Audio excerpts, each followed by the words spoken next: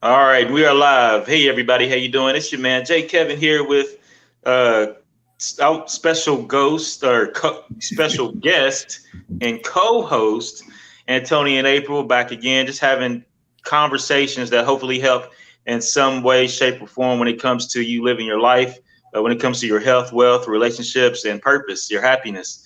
Today, I just want to come on and spend just a little bit of time just talking about dealing with difficult people and how to cope and how to guard your heart, guard your peace so that you're able to not only just struggle through life, but thrive through life no matter what's going on. Just like the dog, just how to just how to even thrive when the dog wants to act up. The dog's trying to be difficult. We can, if he wants to be difficult, let him be difficult. But I'm gonna keep my peace. Yeah. You know, just thinking about the election and thinking about some of the things that's happening in that arena and how it's affecting people. But not only that, but just thinking about some of the things that some people may be dealing with in their personal lives when it comes to dealing with difficult people, dealing with people who, for whatever reason, do not want to see you have a peaceful and happy and healthy life. People who sit back and really think ill of you. You know, just thinking about difficult people in life in general and guarding your peace no matter what. And when I'm thinking about that, I'm just thinking about health, your relationship, your wealth, your relationships, and your happiness, and thinking about what are some ways that we can incorporate in our life to help us do that. Well, Kevin, first I want to say thanks for having us, and I guess we're ghosts. I'm just playing.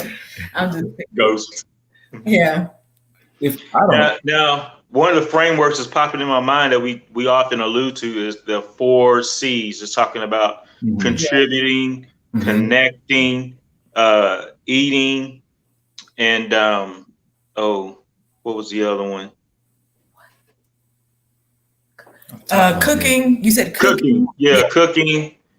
But yeah, the 4 C's by Dr. Robert Lustig. Yeah, he wrote the book, The Hacking of the American Mind. Yes. So just looking at that framework, how can we incorporate that when it comes to dealing with difficult people and maintaining our peace? For example, thinking about cooking, one of the things that helps me with starting off my day peacefully is having coffee infused with CBD and cacao, raw cacao. And it helps me it just helps sets the stage for my life and my day.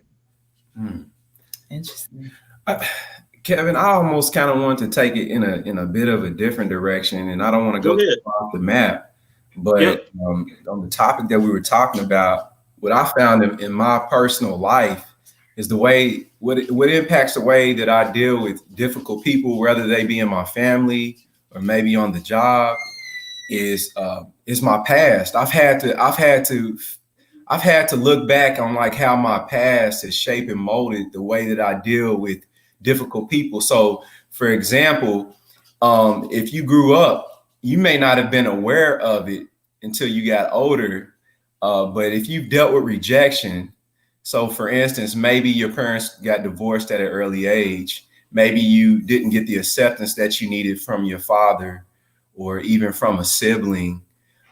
There can be a, how can you say it, a void inside of you that you're always yearning to become a people pleaser and find that connection that you never got in your youth.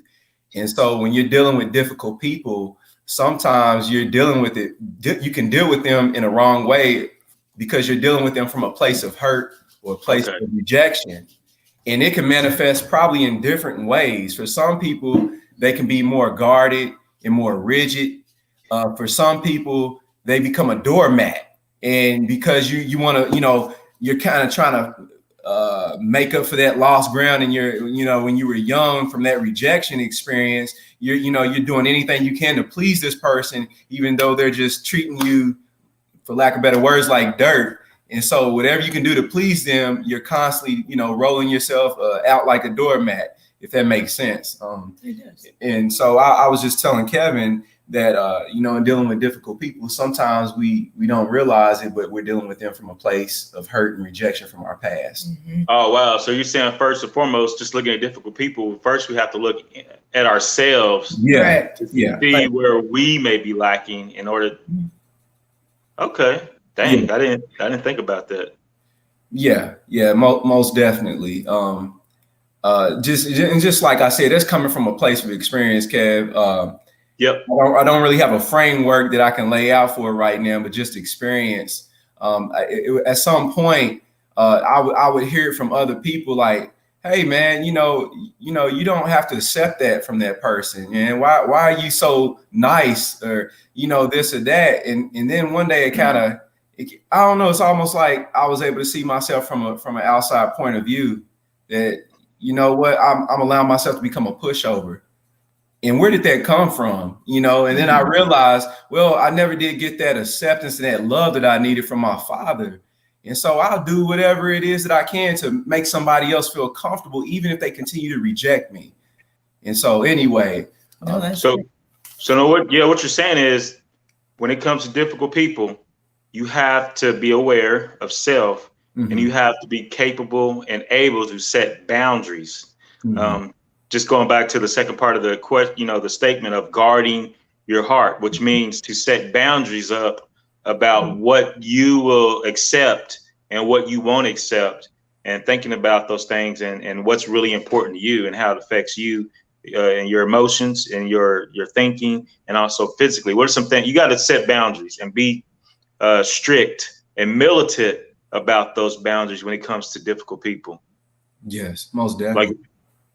Well, and I think with difficult people, there's so much that can fall under that in terms of difficult people. Who are difficult people? You can right rejected. You can look at those that are offended, because these people are very, very unstable emotionally, and really it's not you. And when you understand that it's not you, that they have the issue, then it's easy, kind of look at it from that standpoint, not take it personal.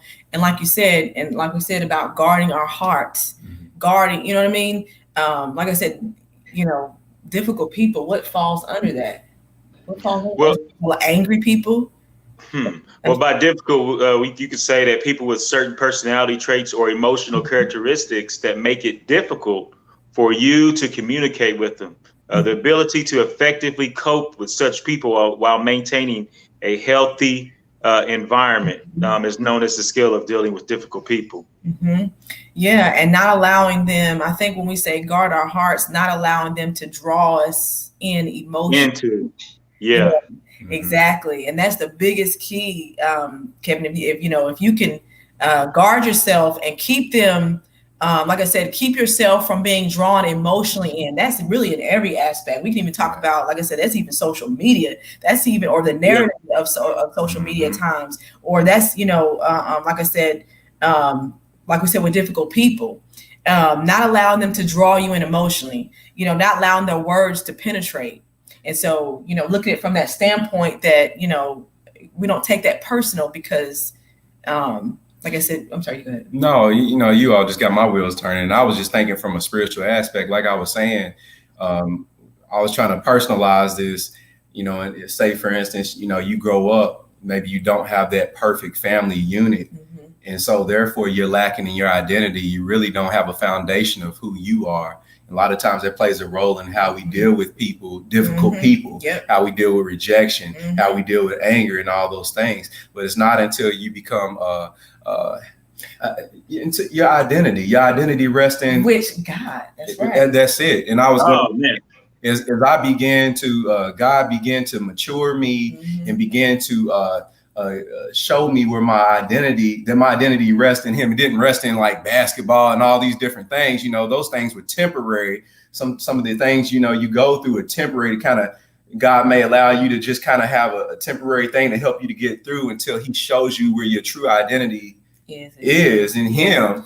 And that comes through relationship. We always go back to relationship with God, because God is our confidence. He is our stability.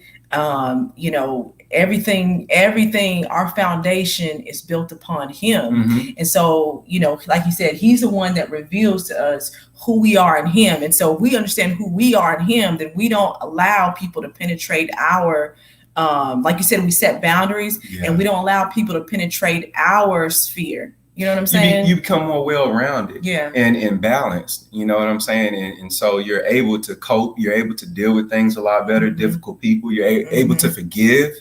Man. Yeah. And I was saying because it always brings me back to, because actually I've been studying. I've been staying on Nehemiah. I know we don't have a lot of time. Staying on Nehemiah, and I thought it was very interesting.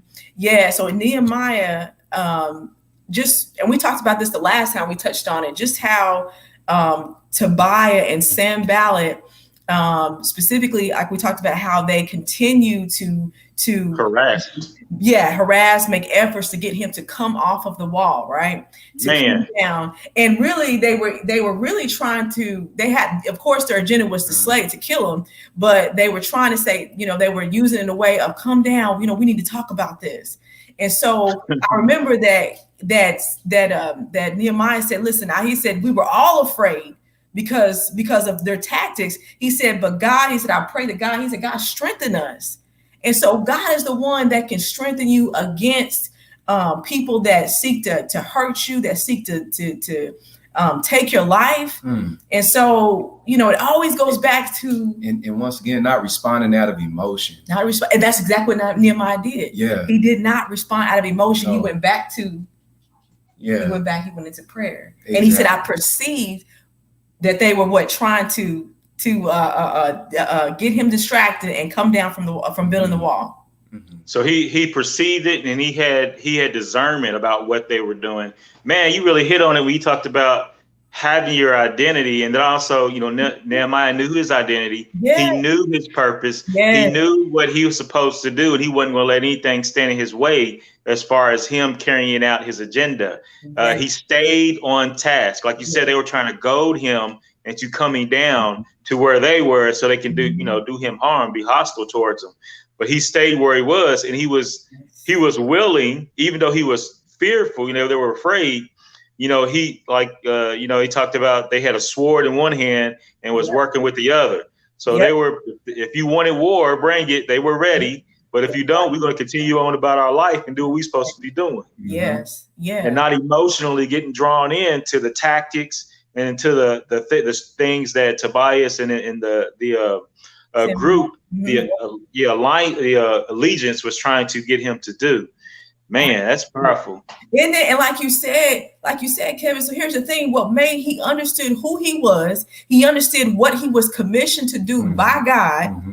And he didn't allow the voices or the tactics to get him caught up emotionally. And if you want to get physical, we can get physical. Yeah.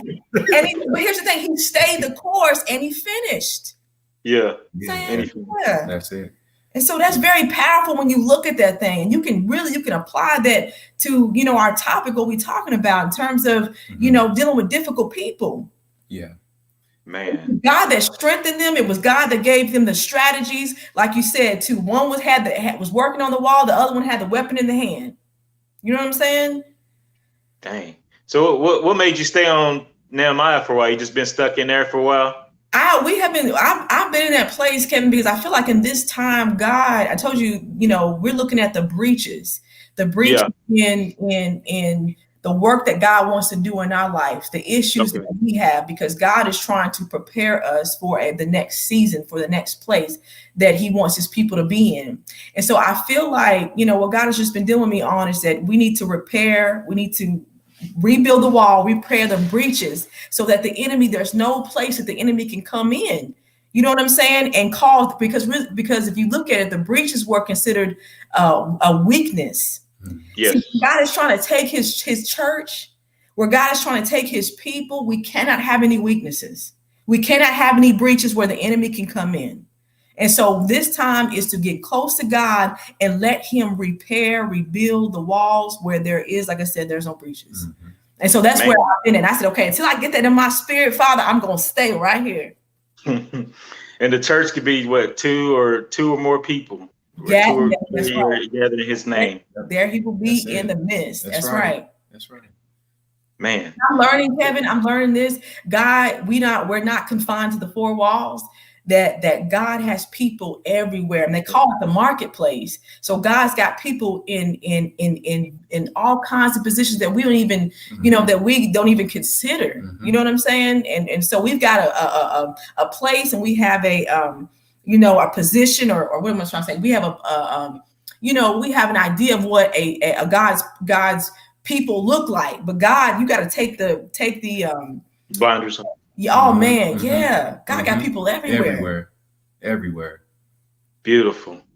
Well, I have to. Today we just gave a little snippet, just had a short conversation about, difficult people and how to cope and how to guard your heart and your peace. We're going to stay on long, but we're going to continue this conversation that we've been having over the course of the last couple of weeks or so. So thanks for coming on and just relaxing and having a conversation with us. We definitely appreciate you. We definitely appreciate those who have been watching and will watch later on. We don't take your time or attention for granted, and we hope that the return on what you invested is well worth your efforts, the time that you spend with us. So with that, thanks for joining us, and peace out.